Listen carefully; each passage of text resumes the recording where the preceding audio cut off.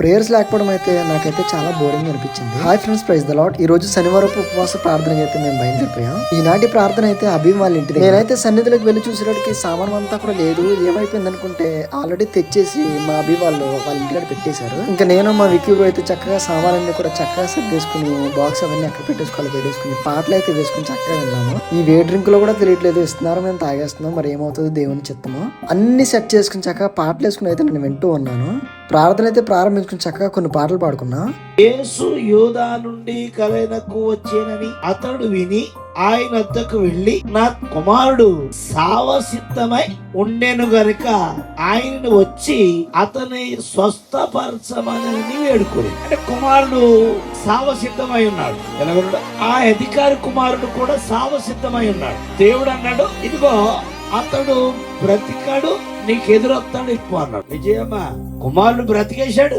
ఆ రోజు నేను ఒక మాట చెప్తాను, బ్రతికించాడు, తల్లి చేతికి భార్య చేతికి అప్పచెప్పాడు. నెక్స్ట్ కార్యక్రమం మందై. అంటే బ్రతికించిన దేవుడు, బ్రతికిన నీవు దేవునిలోనే ఉండాలి బ్రతకాలంటే. కనుక దేవుడు ఎప్పుడో బ్రతికించేశాడు, కానీ మనం ఎలా ఉండాలో అలా ఉండాలి. ఆయన వచ్చాడు, నీ కుమారుడు ఎలాగున్నాడంటే, అయ్యా నా కుమారుడు నాకు ఎదురొచ్చాడు.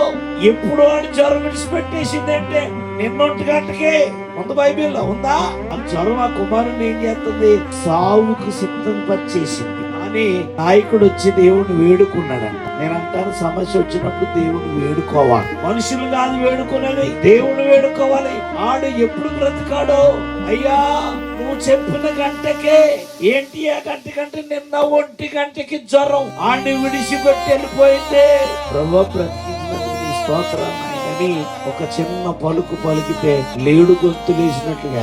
బైబిల్ అద్భుతమైన మాట ఏంటంటే, కోనేరు దగ్గర పడిపోయినండి ఆ మాట నన్ను ఇంకా ఆకర్షించబడుతూ ఉంటది. ఏంటో మాట అంటే, వాడు పడుండుట స్థితిని చూశాడంట. మన స్థితిగతులు చూసే దేవుడు ఆయన. పడుండుట స్థితిని దేవుడు చూశాడు. మనుషులు చూడకపోవచ్చు, కావలసిన వారు చూడకపోవచ్చు, అన్నదమ్ములు చూడకపోవచ్చు, కుటుంబ సభ్యులు చూడకపోవచ్చు, కానీ మనం పడిపోయిన స్థితి దేవుడు చూస్తాడు.